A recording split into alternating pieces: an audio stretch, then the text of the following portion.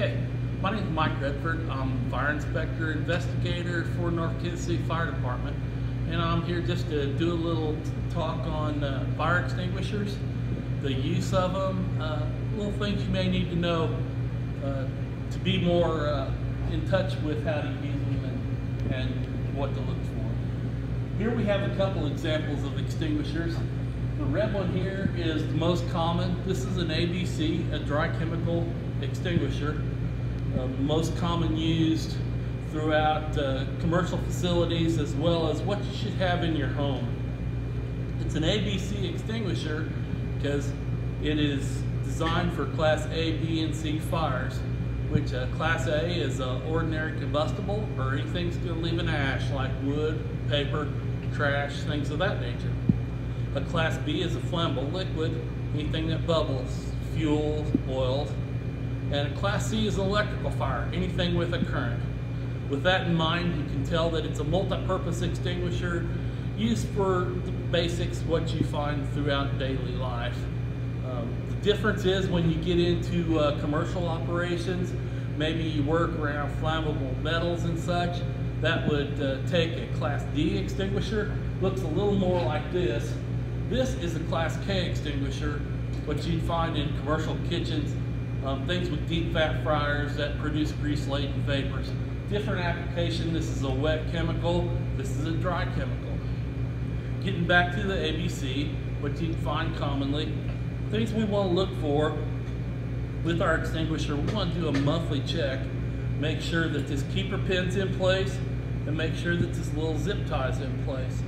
What they do is to make sure the extinguisher doesn't get tampered with. When we use the extinguisher, first of all, we want to stay to a safe or less hazardous environment. If the fire's too much to put out or too hard to extinguish, take on your own, you always want to get yourself out first, you and your family. Safety's always first. But if it's a small fire, trash cans, furniture, maybe an engine compartment in a car, we can take on with this. Call 911 as soon as you can, get your family out. You can attempt to put out the fire. You want to think the acronym PASS, P-A-S-S. Okay? P is for pull, you pull the pin. A is for aim. You want to aim the nozzle at the base of the fire, aim low into the flames. First S is squeeze, squeeze down on the handle. Second S is sweep, side to side. Pull, aim, squeeze, and sweep. It's a dry powder again. It's not harmful to you or the environment. It's just designed to put out fire. It does a good job. Once you get the fire out, you still want to call the fire department.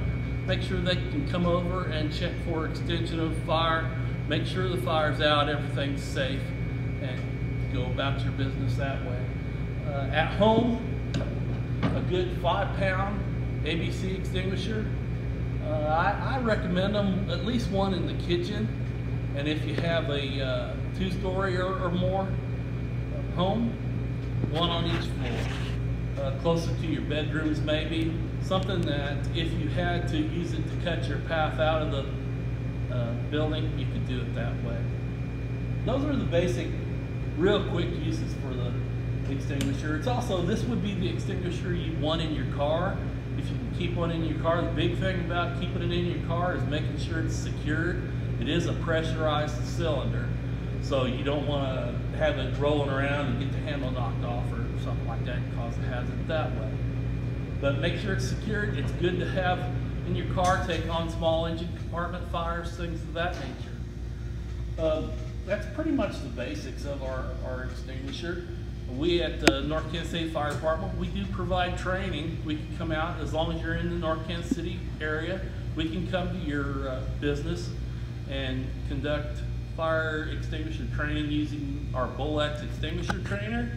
It's a real good system. Just give us a call and we can come provide that training for you. All right, thank you for your time.